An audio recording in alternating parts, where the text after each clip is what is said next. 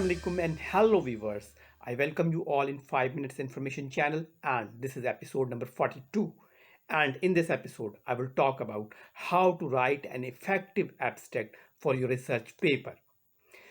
We all know about the general definition of the abstract. An abstract is a concise summary of your research work which is written at the last but always come on the top of your abstract paper. Has the limited number of word counts. In most of cases it is limited up to 150 to 200 words.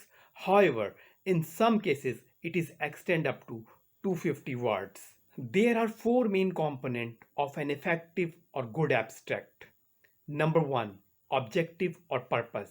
It should be straightforward and limited to only one sentence. See the example. Read the first sentence of this abstract. The purpose of this study is to identify the usage of YouTube's academic channels among the faculty member of an engineering university of Karachi, Pakistan. The single sentence is clear about the purpose of the study. Number two, methodology. Methodology describes the research type, either it's a qualitative or quantitative. Research design like survey, experiment, and etc. Data collection tool like interview, observation, questionnaire, population, sample size, and responses. But limited only two sentences, clearly understandable to reader and as well as reviewer. For methodology, read the sentence number 2 and 3. A survey was conducted to collect the data from the faculty members of engineering university. The collected data were analyzed the statistical package for social science SPSS. An inferential test t-test was used to find whether the difference in sharing of video on YouTube between the male and female faculty member. You can see in these two sentences it is clearly defined the methodology, sample size, and hypothesis. Point number 3, finding and results. The third part of the abstract discovered the finding and result of the study. Most of the readers are interested in your findings and results, but this segment is also limited only 2 or 3 sentences. Findings are very clearly written. Finding shows that most of the faculty members were passive users of YouTube. Of 131 respondents, 76 58.01 just used YouTube to watch the video. On the other hand, 55 41.99 were active users.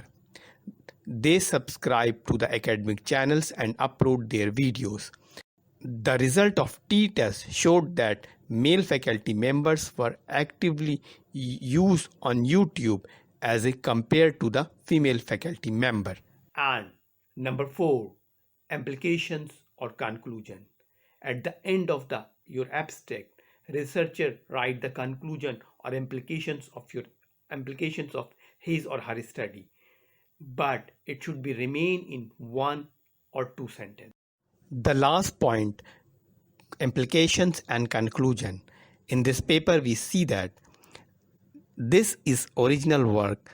No previous work has been done regarding the usage of YouTube as a learning tool specific to the engineering faculty in university level in Pakistan. Readers will learn how effective use of YouTube University can allow them to make their own academic channels and preserve their videos. Viewers around the world can view their videos and get academic assistance.